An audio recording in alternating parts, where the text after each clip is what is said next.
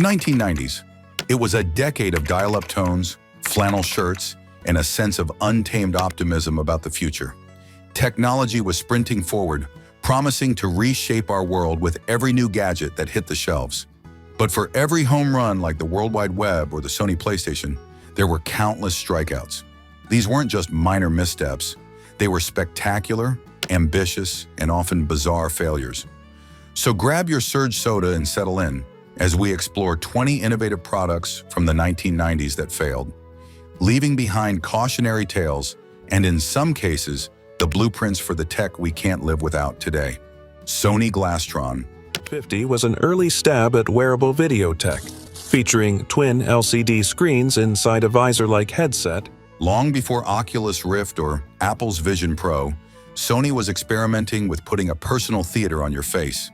In 1997, they released the Glasstron, a futuristic-looking visor that was one of the earliest stabs at a consumer wearable display. It featured two tiny LCD screens, one for each eye, that created the illusion of watching a large screen from a distance. You could plug it into a VCR, a DVD player, or a PlayStation and have a private viewing experience. The concept was undeniably cool, but the reality was underwhelming. The resolution of the screens was low, resulting in a blurry, pixelated image. The field of view was narrow, and the headset itself was heavy and uncomfortable to wear for extended periods. And with a price tag that soared past $1,000 for some models, it was a toy for only the wealthiest tech enthusiasts.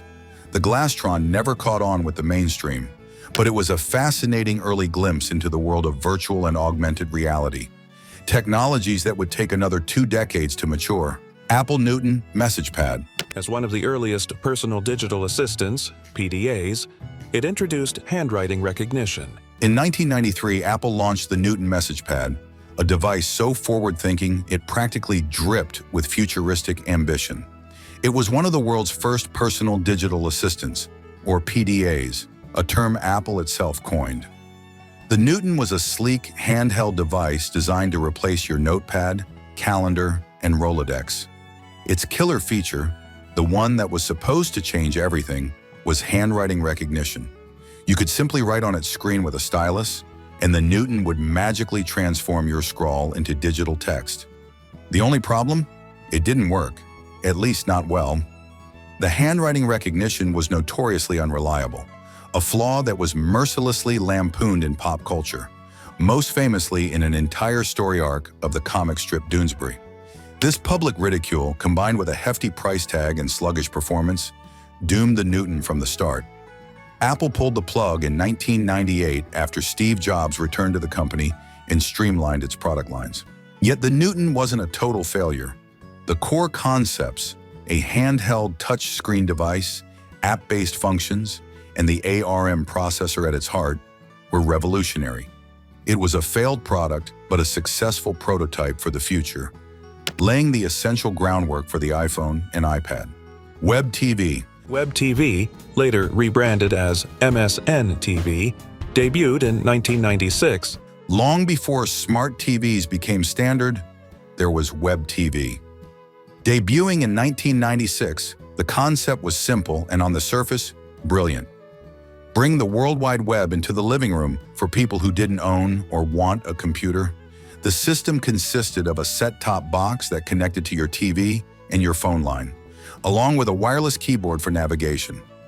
Microsoft saw the potential and acquired the company for nearly $500 million in 1997, rebranding it as MSN TV.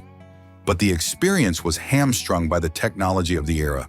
Websites designed for high-resolution computer monitors looked fuzzy and distorted on low-resolution tube TVs. Worse, it relied on dial-up internet access. Imagine waiting minutes for a single web page to load, all while tying up your family's only phone line. It couldn't handle the increasingly complex multimedia content of the web, like flash animations or video clips. As personal computers became cheaper and more powerful, the rationale for WebTV evaporated. It was a forward-thinking product that was simply too early and too underpowered to succeed. Nintendo Virtual Boy. Mid-90s gaming, Nintendo took a bold leap with the release of the Virtual Boy in 1995. From the underpowered to the overwhelming, we now turn to one of gaming's most infamous flops, In 1995, Nintendo, flush with the success of the Game Boy, decided to take a bold leap into the third dimension with the Virtual Boy. It wasn't virtual reality as we know it today, but a stereoscopic 3D console that promised to immerse players in its games like never before. The device was a bizarre-looking headset on a stand that you had to hunch over to peer into. Once you did, you were greeted not by a vibrant world of color, but by a stark, monochrome display of just red and black. The choice of red LEDs was purely a cost-saving measure, but it came with a host of unfortunate side effects. The monochromatic flickering visuals were notorious for causing dizziness, headaches, and severe eye strain. It wasn't an immersive experience. It was a disorienting one. Compounding the misery was a high price tag and a pathetically small library of forgettable games. Gamers hated it. Nintendo disowned it. The Virtual Boy sold fewer than 800,000 units worldwide and was yanked from shelves in less than a year, becoming the company's biggest hardware failure and a headache-inducing footnote in gaming history. Tiger R-Zone. Gaming device with a distinctive but awkward head-mounted display that projected red monochrome images onto a translucent visor. If you thought the Virtual Boy was bad, hold on to your retinas. Also in 1995, Tiger Electronics, the king of cheap LCD handheld games, decided to enter the head-mounted display market with the R-Zone. Conceptually similar to the Virtual Boy, it projected a red, monochromatic image onto a transparent visor that flipped down over one of the player's eyes. But where the Virtual Boy was merely misconceived, the R-Zone was just plain awful. The games weren't rendered in real time. Instead, each cartridge was its own transparent LCD screen with pre-drawn, fixed animations, just like Tiger's old handhelds. This meant the gameplay was incredibly primitive and stiff, with graphics that made the Virtual Boy look like a supercomputer. The head unit was uncomfortable, the controls were clunky, and the experience was less immersive gaming and more migraine-inducing distraction. Despite several redesigns and tie-ins with popular franchises like Star Wars, the R-Zone was a commercial and critical laughingstock, now remembered by those unfortunate enough to have owned one as arguably the worst video game console ever made, Atari Jaguar. 1993, marketing it as the world's first 64-bit gaming console, a claim rooted more in marketing than technical reality. Before the R-Zone and Virtual Boy were giving kids headaches, a titan of the industry was making its last stand. In 1993, Atari, the company that had essentially created the home video game market, released the Jaguar. Its marketing was built around a single powerful claim. It was the world's first 64-bit console. "Do the math," the ad screamed, comparing its 64 bits to the 16 bits of the Super Nintendo and Sega Genesis. The problem was, that claim was a stretch. The Jaguar had a bizarre, complex multi-chip architecture that combined two 32-bit processors with a 16-bit Motorola 6800. This 64-bit power was incredibly difficult for developers to harness, leading to a library of games that rarely lived up to the hardware's promise. It also shipped with one of the most notoriously awful controllers in history, a telephone-sized behemoth with a full number pad. When the much more powerful and developer-friendly Sega Saturn and Sony PlayStation arrived, the Jaguar didn't stand a chance. It was discontinued in 1996, marking the sad and final exit of Atari from the console hardware business. Philips CDI Interactive emerged as a bold attempt to revolutionize home entertainment by blending gaming, education, and multimedia video. Of all the failed multimedia machines of the 90s, none has achieved the same level of infamy as the Philips CDI, or Compact Disc Interactive. Launched in the early 90s, the CDI wasn't really sure what it wanted to be. Was it a game console? An educational device? A glorified CD player? Philips marketed it as all three, and in doing so, convinced almost no one. Priced high and lacking a clear identity, it struggled to find a market. But what truly cements the CDI's place in the Hall of Shame is its games. Thanks to a bizarre licensing deal with Nintendo, Philips was allowed to create its own games based on the Legend of Zelda and Mario franchises. The results were legendarily awful. Titles like Link, The Faces of Evil, and Hotel Mario featured laughably bad, poorly animated cutscenes, and clunky, unresponsive gameplay.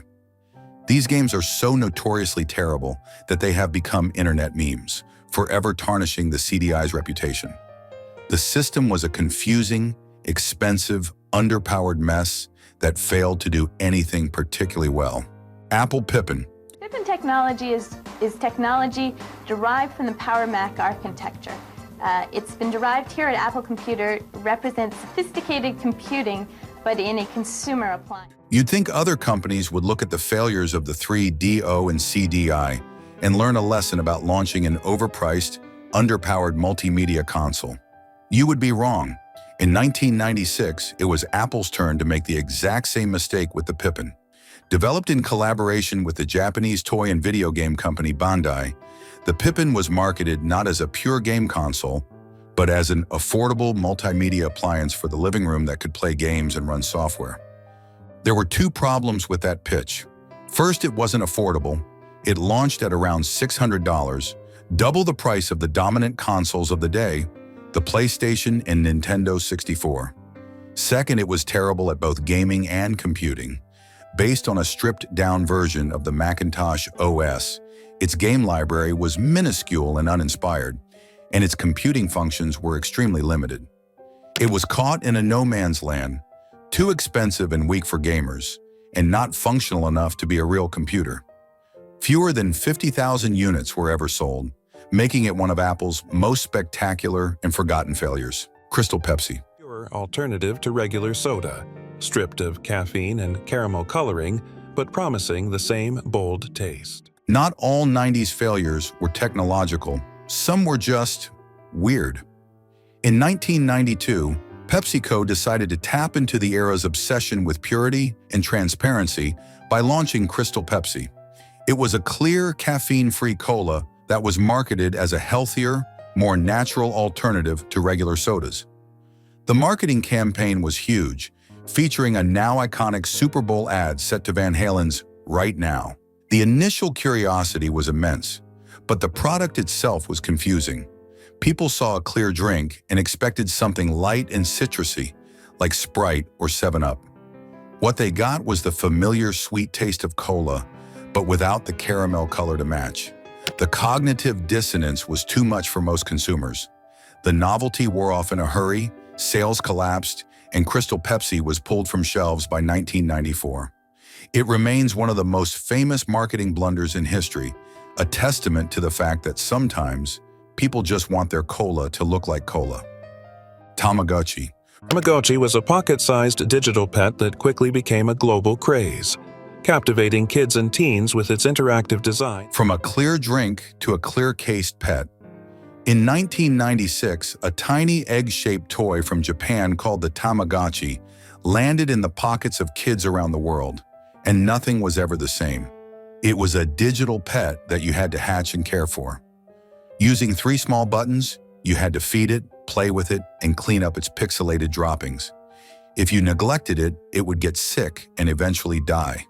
The constant beeping and demands for attention made it both incredibly addictive and incredibly annoying, leading to it being banned from classrooms everywhere. For a year or two, Tamagotchi was a global phenomenon, selling tens of millions of units and defining the fad culture of the late 90s. But it was a fire that burned hot and fast. The repetitive gameplay and lack of any real depth meant that once the novelty wore off, kids moved on. While the brand has been rebooted many times, its moment as a worldwide craze was fleeting, leaving it as a quintessential and often noisy artifact of the decade. General Magic's Magic Link. 1994, the Magic Link by General Magic was a bold, early attempt at a smart personal digital assistant, offering email, faxing, and a touchscreen long before smartphones were a thing. Before the iPhone, before even the Palm Pilot, a secretive Silicon Valley startup called General Magic had a vision for the future of mobile communication that was so audacious it bordered on science fiction. The team, composed of some of the brightest minds who had worked on the original Macintosh, developed a revolutionary operating system and a device to run it, the Magic Link, released in 1994. This was not just a PDA, it was a personal, intelligent communicator. It had an intuitive, room-based interface, email, a web browser, and the ability to download apps, all concepts that were years ahead of their time. The problem was, the hardware manufactured by Sony couldn't keep up with the software's ambition. The Magic Link was bulky, slow, had poor battery life, and was very expensive. The world lacked the wireless infrastructure to make its connected features truly useful. General Magic folded, but its influence was profound. Tony Fadell, a General Magic engineer, would later lead the team that developed the iPod and iPhone, bringing many of the original visions to life.